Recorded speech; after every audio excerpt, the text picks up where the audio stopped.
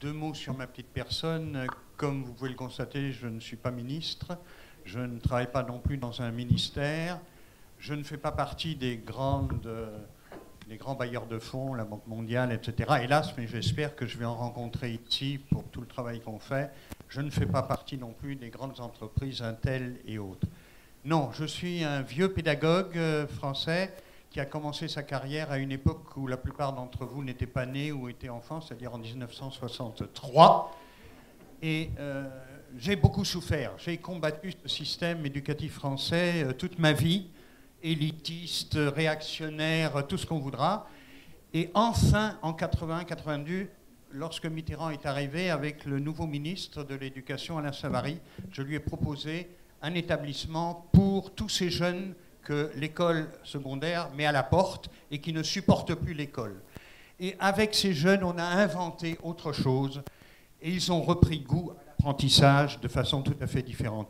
Bon, au bout de 5 ans, j'ai dit à l'équipe, les pères fondateurs, ça fait prendre la mayonnaise, c'est bien, mais s'il reste trop longtemps, la mayonnaise, elle tourne. Donc je voulais dire, je leur ai dit, je ne ferai pas la rentrée 87-88 avec vous.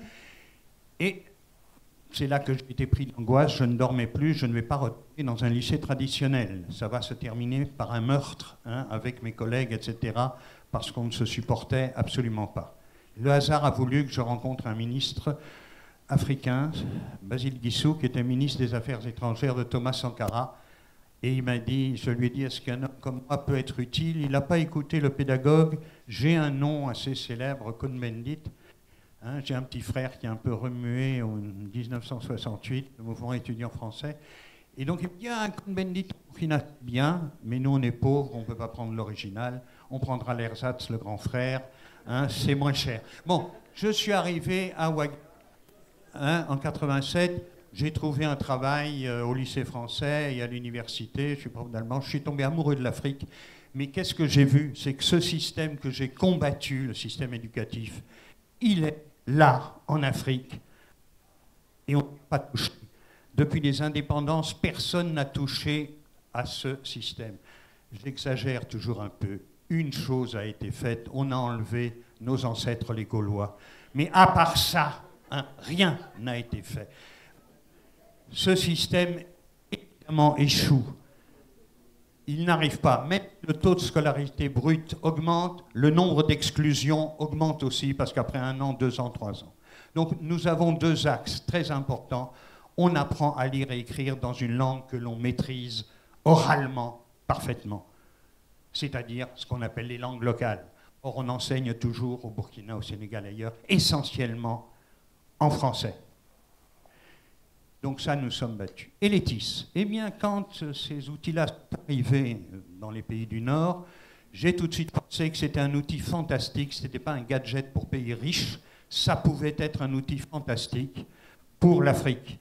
Mais pas seulement pour les lycées d'élite, les grands lycées, mais pour les populations qu'on a.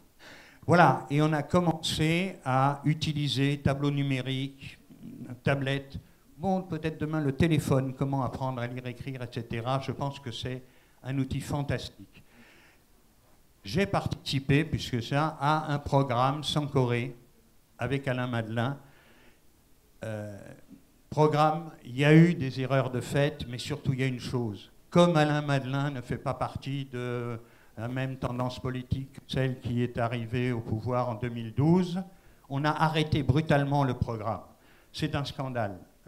Il y a eu près de 6000 équipements qui ont été mis en Afrique. Il y a eu des erreurs de commises, et c'est là-dessus que je voudrais un peu revenir. Si la formation n'est pas suffisante, bien sûr que ça ne peut pas marcher.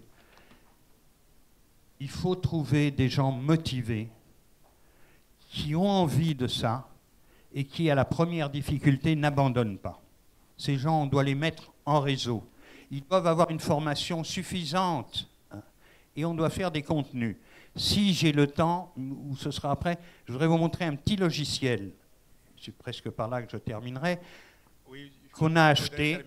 Dans 1 minute. C'est déjà fini ou encore 1 minute?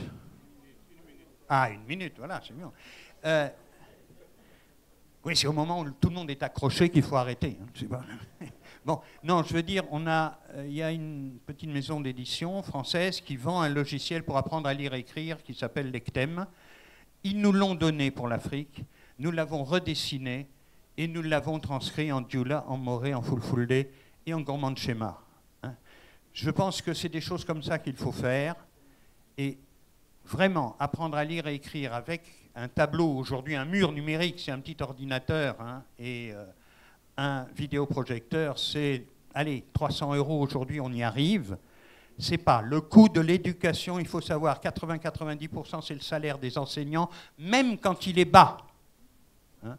Donc ces outils-là, c'est pas ça qui est le plus grand obstacle. L'électricité, nous avons vu tout à l'heure que là où il y en a, il y a la coupure.